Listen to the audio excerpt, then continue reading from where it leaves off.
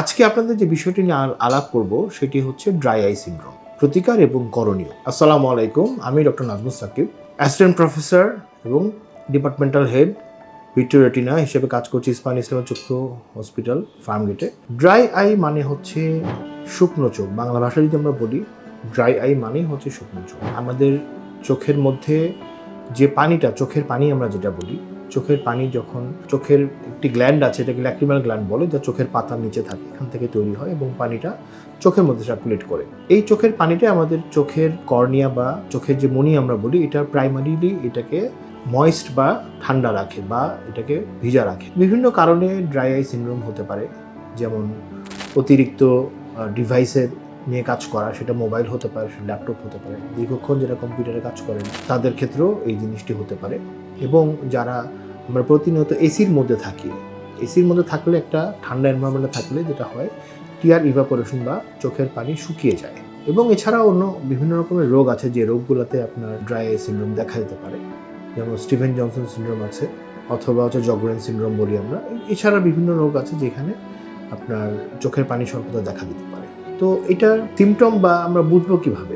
এক হচ্ছে যে আমাদের চোখের ভিতরটা কিছুক্ষণ কাজ করার পরে দেখা যাবে চোখের ভিতর থেকে টানবে, অথবা চোখটা মনে হবে যে আমার চোখটা শুকিয়ে যাচ্ছে, এরকম একটা ফিলিংস হবে। এবং হচ্ছে চোখ লাল হবে, প্রতিনিয়ত চোখ লাল হবে, চোখের মধ্যে কোনো কিছু পড়ে থাকলে, যেমন একটা চুল পড়লে যেরকম খসখস করে, এরকম একটা খসখসে ভাব দেখা যাবে। এটা আসলে খুবই অস্বস্তিকর। তো এটার করণীয় কি? বিভিন্নভাবে এটা চিকিৎসা করা যায়। এটার কিছু টেম্পোরারি চিকিৎসা আছে, কিছু পার্মানেন্ট চিকিৎসা আছে।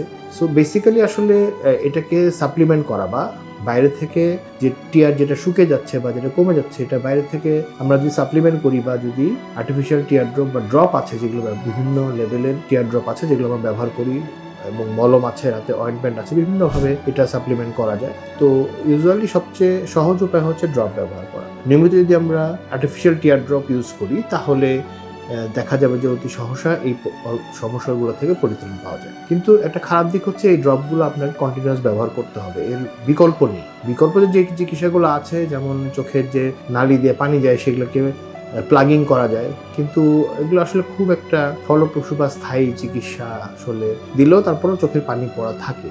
ড্রাই আই যাদের ডেভেলপ করে তাদের এটা খুবই অস্বস্তিকর, একটু পরপর খারাপ লাগে, চোখ লাল হয়ে যায়, অস্বস্তি লাগে। আমি অনুরোধ করব যে এরকম হলে আপনারা অবশ্যই আপনাদের নিকটস্থ একজন ভালো চক্ষু চিকিৎসকের শরণাপন্ন হবেন এবং সেবা গ্রহণ করবেন।